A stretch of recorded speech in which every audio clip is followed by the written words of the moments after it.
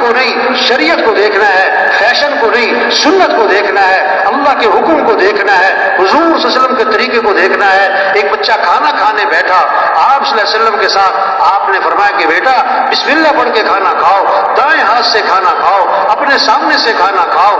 اس کو کیا سکھایا ہے؟ دین سیکھنے سے آتا ہے، دین پوری زندگی ہے۔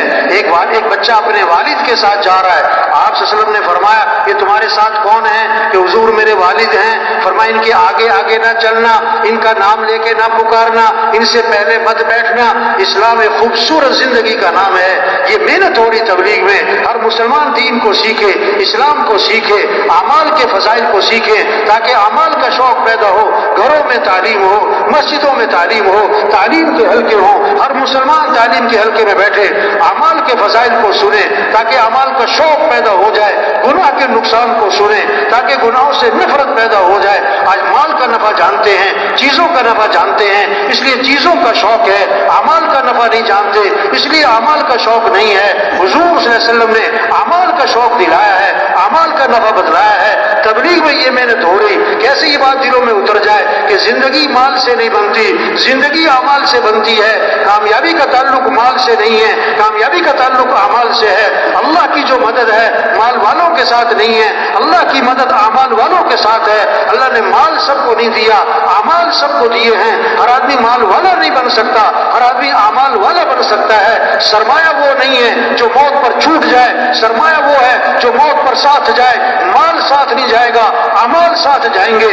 سرمایہ مال نہیں ہے، سرمایہ اعمال ہے۔ سرمایہ دار مال والا نہیں ہے، سرمایہ دار اعمال والا ہے۔ سرمایہ دار اعمال والا ہے یہ جس کے پاس اعمال نہیں ہے۔ یہ فقیر کون ہے؟ جس کے پاس مال نہیں؟ نہیں، فقیر وہ جس کے پاس اعمال نہیں۔ یہ قبر کا فقیر ہے، یہ قیامت کا فقیر ہے، یہ آخرت کا فقیر ہے۔ صحابہ کے پاس مال نہیں اعمال تھے، صحابہ میں مال کا نہیں اعمال کا شوق تھا۔ ہر صحابی مالدار نہیں دیندار بننا چاہتا، عمل والا بننا چاہتا۔ صحابہ کی جو دوڑ لگی ہوئی تھی مال میں آگے بڑھنے کی نہیں تھی، اعمال میں آگے بڑھنے کی تھی۔ غریب صحابہ اکٹھے ہوئے اور حضور صلی اللہ علیہ وسلم میں حاضر ہوئے اور آ کر ایک مقدمہ لائے کہ حضور کیا ہوا کہ حضور یہ مالدار بھائی ہم سے آگے نکل رہے، ہم پیچھے رہ گئے۔ وہ کیسے بھائی؟ وہ نماز پڑھتے ہیں، ہم نماز پڑھتے ہیں، برابر ہے۔ وہ روزہ رکھتے ہیں، ہم روزہ رکھتے ہیں، برابر ہے۔ ان کے پاس مال ہے، یہ اللہ کے راستے میں خرچ کرتے ہیں۔ یہ کیا ہے؟ یہ غلاموں کو آزاد کرتے ہیں، خرید کے آزاد کرتے ہیں۔ ہمارے پاس مال کوئی نہیں، ہم اللہ کے راستے میں خرچ نہیں کر سکتے، تو خرچ کرنے کے عمل میں یہ ہم سے آگے نکل رہے، یہ پریشانی لے کر آئے۔ آپ نے فرمایا میں تمہیں ایسا عمل بتلاتا ہوں جو اس عمل کو کرے گا اس سے آگے کوئی نکل نہیں سکے گا، اتنے اجر کمائے گا اس کے برابر کوئی پہنچ نہ سکے گا۔ وہ کیا ہے؟ فرض نماز کے بعد 33 مرتبہ سبحان اللہ، 33 مرتبہ الحمدللہ، 34 مرتبہ اللہ اکبر، جو یہ پڑھے گا اس کے برابر کوئی پہنچ نہیں سکے گا۔ اب غریب صحابہ بڑے خوش ہو گئے، واہ واہ ایسا عمل ہاتھ آ گیا، ہمارے برابر کوئی نہیں پہنچ سکتا۔ اب مسجد میں گئے، نماز پڑھی نا تو بیٹھ گئے، اب جناب تسبیح کر رہے۔ اب اس زمانے کے جو مالدار تھے انہیں بھی شوق کس کا تھا؟ انہیں بھی شوق کس کا تھا؟ عمل کا۔ انہوں نے پتہ کیا بھی یہ سارے بیٹھے ہیں کیا کر رہے ہیں، تو انہیں پتہ لگ گیا اس تسبیح کا، تو انہوں نے بھی یہ تسبیح شروع کر دی۔ اب غریب صاحبہ پھر پریشان، دوبارہ آپ کی خدمت میں حاضر ہوئے، آ کے عرض کی اللہ کے رسول وہ تو مالدار بھائیوں کو پتہ لگ گیا اس تسبیح کا، انہوں نے بھی شروع کر دی، وہ تو پھر ہم سے آگے نکل گئے۔ تو آپ نے پتہ کیا فرمایا؟ ذالک فضل اللہ یؤتیہ من یشاء، یہ تو پھر اللہ کا فضل ہے، اللہ جسے چاہے عطا فرماتا ہے، اللہ جسے چاہے۔ ہاں اس سے بات سمجھ میں آئی؟ اگر کسی کے پاس مال ہے اس کا کوئی کمال نہیں، یہ تو اللہ کا فضل ہے، یہ تو اللہ کا کیا ہے۔ اس قصے سے کیا سمجھ میں آیا؟ صحابہ کی دوڑ مال کی تھی کہ اعمال کی تھی؟ مالدار بننا چاہتے تھے کہ دیندار بننا چاہتے تھے؟ بھائی یہ محنت ہو رہی، سب میں اعمال کا شوق آ جائے۔ گھروں کی آبادی چیزوں سے نہیں ہے، گھروں کی آبادی مال سے نہیں ہے، زیور فرنیچر سے نہیں ہے، ٹائل پتھر سے نہیں ہے، گھروں کی آبادی اعمال سے ہے، اعمال سے ہے، اعمال سے ہے۔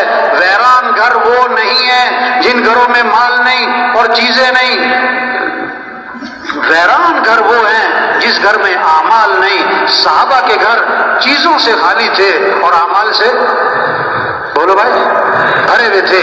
آج گھر چیزوں سے بھرتے جا رہے اور اعمال سے کیا ہو رہے؟ اعمال سے کیا ہو رہے؟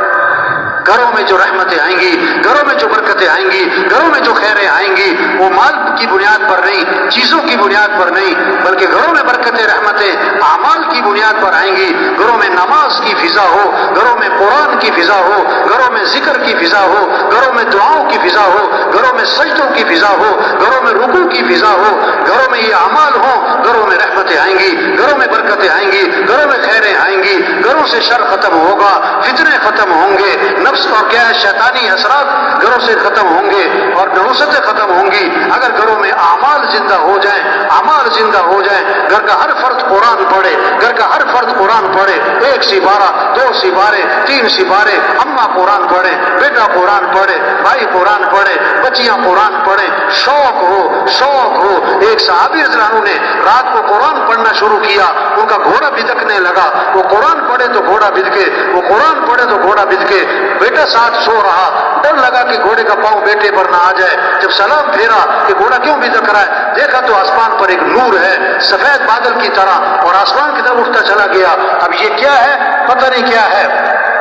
آپ کی خدمت میں حاضر ہوئے، سارا قصہ سنا کر دریافت کیا کہ اللہ کے رسول یہ کیا تھا آسمان پہ؟ آپ نے فرمایا یہ آسمان سے فرشتے اترے تھے تمہارا